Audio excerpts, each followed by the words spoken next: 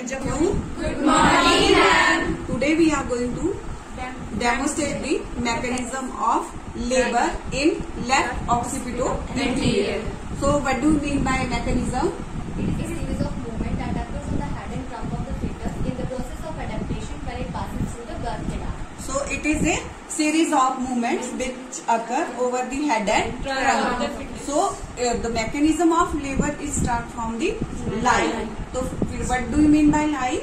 Lie is a relationship of the long axis of the fetus to the long axis of the maternal side. So, lie is longitudinal. Now, next is the attitude. Attitude is a relationship of the fetus part to its trunk. So, the arm cross over the chest, leg over the abdomen, thigh over the abdomen, across the legs, and the head touch to the chin. So, attitude is complete flexion. So, position is left occipital anterior. In this, occiput touch iliopectinean eminence and sinciput touch to the sacroiliac joints. So, presentation is cephalic, or we can say it is vertex presentation. So, what is that presenting part?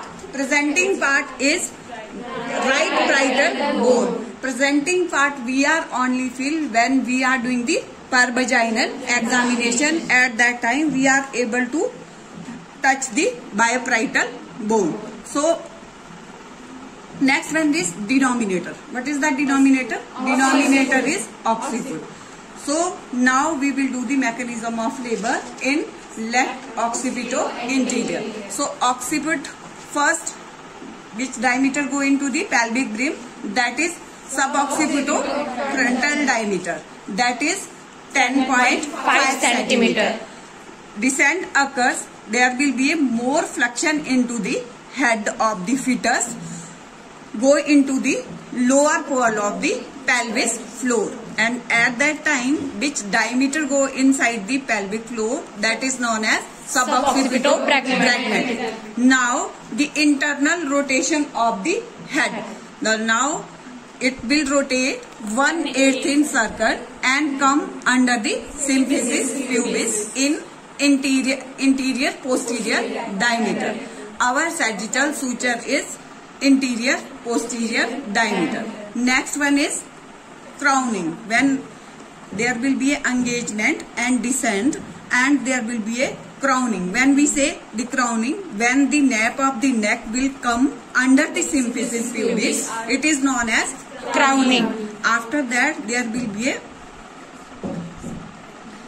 birth of the head with extension. Now there is a time of restitution.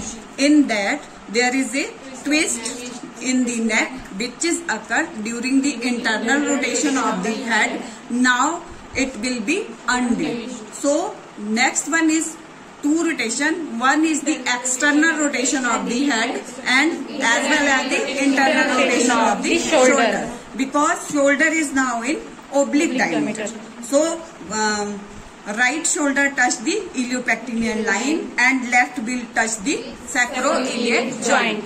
So head will rotate 1/8 in circle back side as before the earlier position. That is the left occipital anterior, and shoulder also come backward 1/8 in circle and come under to the symphysis pubis as with the diameter of interior posterior. Now again descent and extension will occur with the force of uterine contraction.